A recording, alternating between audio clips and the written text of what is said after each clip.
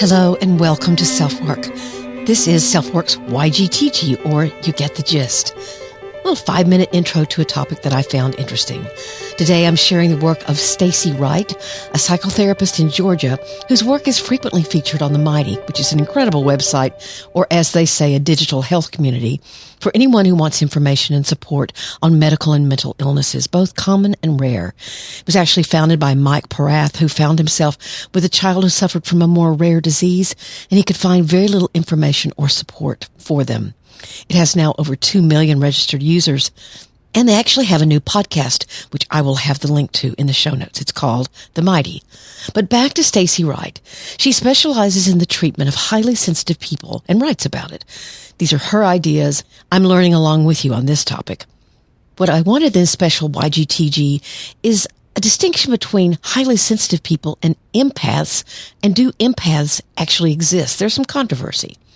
Stacy tells us highly sensitive people are individuals more attuned to the subtleties of the environment, whose brains process and reflect on information more deeply, are often socially inhibited by nature, and prefer their own rich inner world to the external world.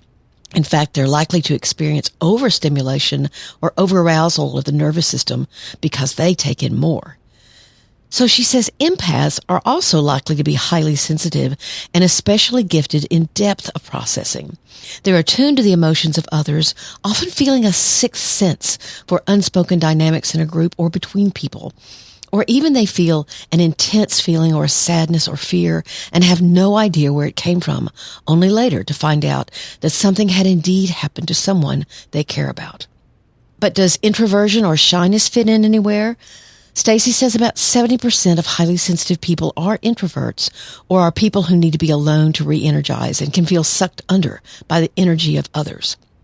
I love this example she gave. It's so clear. Imagine yourself as a young child at a new school being walked into the classroom at the start of the day. There may be an element of shyness, which is fear of judgment by others, but imagine also the noise, the sights, the playful chaos.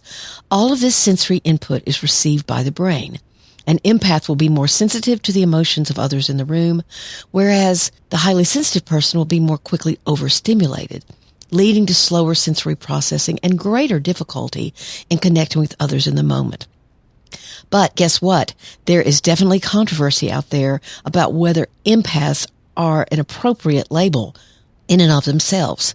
In fact, Rick Cormier, a retired psychotherapist and author of the book Mixed Nuts, which seems to be a fairly irreverent but educational book about therapy, is one of those who state quite strongly that empath is a term taken from sci-fi, Star Trek to be exact, and now it's being made into a classification of its own.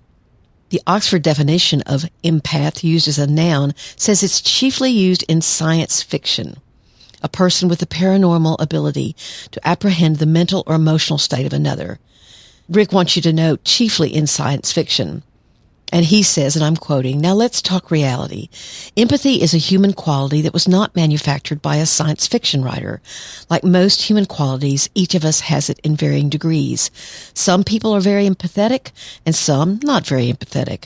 And most of us fall on a scale somewhere in between." And he says, it's a silly label. At what point does an empathetic person become an empath? If that person meets someone he or she doesn't like and feels no empathy for, are they no longer an empath from that day forward? Who decides? And he says, even Gene Roddenberry would have a laugh over how his term is being used. But whatever you believe, you can make up your own mind if empaths actually exist. You may have children who are highly sensitive, and maybe this will help you understand them, but certainly know that there are people out there who are highly empathetic. And sometimes that can be a strength, and then sometimes that can be troubling. But now, I hope you get the gist.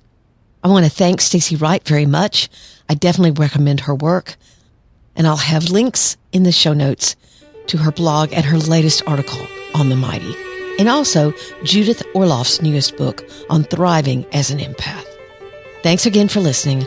I'm Dr. Margaret, and this has been SelfWork.